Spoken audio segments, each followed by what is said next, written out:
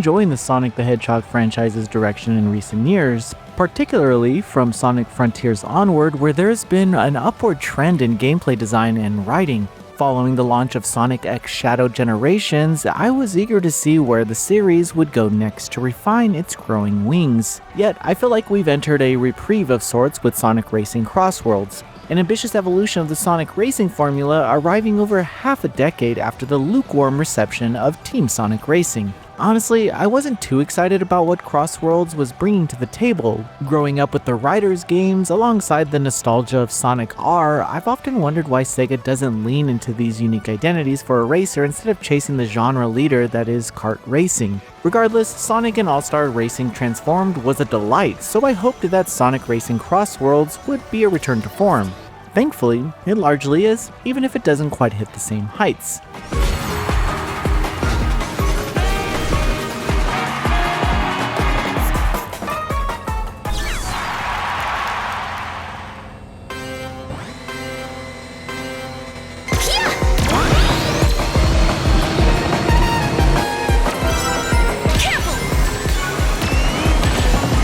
Sonic Racing CrossWorlds features several in-depth modes right from the beginning, the most notable being Grand Prix.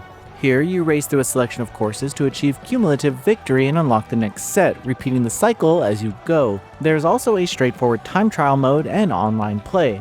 Beyond these expected foundations though, CrossWorlds takes a unique approach to certain kart racing staples. You see, Grand Prix introduces the rival racer gimmick, assigning you to a specific competitor who acts as your rival throughout the cup with enhanced driving stats. You can also manually choose who fills this role and adjust their difficulty if you want. Each pairing even features distinct voice interactions, reinforcing character dynamics or fan-favorite relationships. While these exchanges mostly occur at the start and end of the Grand Prix, the additions add welcome personality overall. The customization is another standout here, where vehicles fall into 5 categories: speed, acceleration, handling, power, and boost. The boost type brings back the boards reminiscent of Sonic Riders, which I naturally gravitated towards even if they don't fully mirror their original playstyle. Each vehicle type fits its name, and purchasable parts provide stat boosts. While stats are displayed clearly, the real benefits can be hard to judge in practice.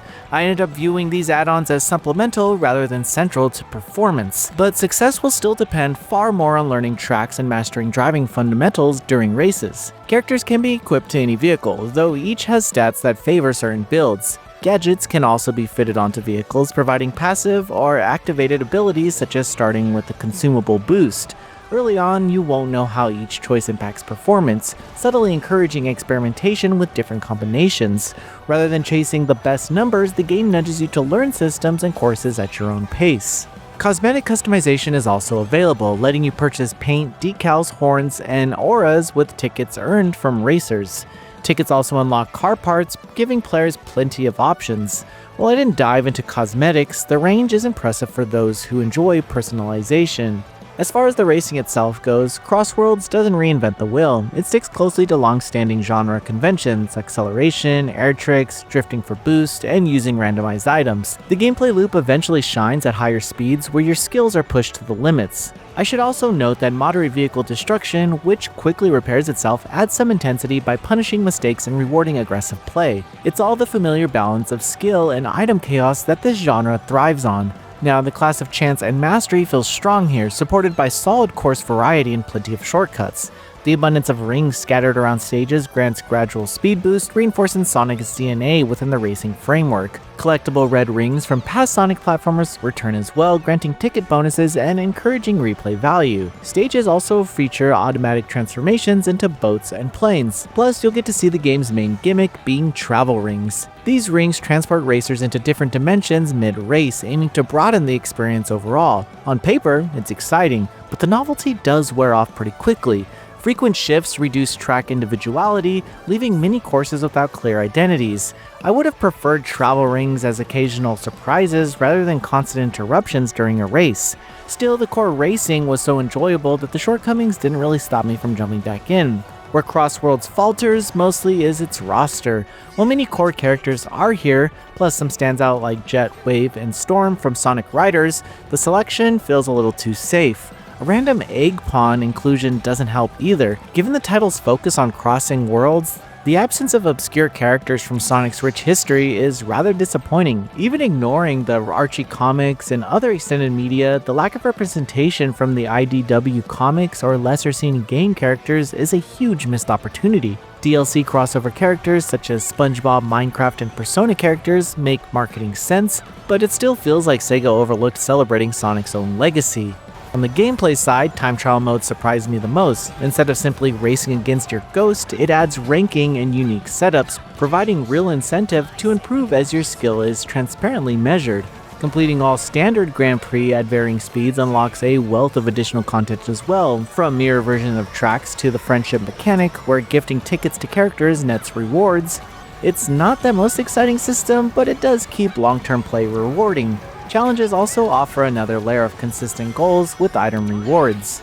Beyond the core modes, Race Park provides a collection of multiplayer battle types, where these include brief, inventive spins like colliding with teammates for speed boost or managing ring counts under pressure.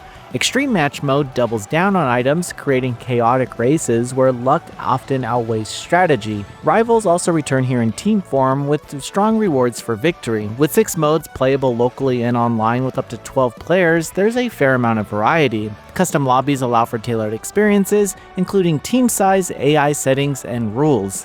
While my multiplayer experience is limited, I didn't encounter any major issues. Still, results will vary depending on servers and player count. At its core, Sonic Racing CrossWorlds delivers a thrilling and replayable kart racer. Numerous addictive modes, a steady reward loop, and a gratifying gameplay feel keep things lively, while character interaction add extra charm. The game's biggest weakness is its safe identity, which holds back what could have been a celebration of Sonic's broader legacy. Even so, it's a compelling racer worth your time, especially if Mario Kart World didn't fully scratch the itch. Noisy Pixel is giving Sonic Racing CrossWorlds an 8.5 out of 10. Thanks for watching. This video is brought to you by our supporters on Patreon. Noisy Pixel is run by a group of gamers providing independent gaming coverage through news, reviews, previews, and more. Check out our Patreon to help support our continued growth, and subscribe to keep up with all our future content.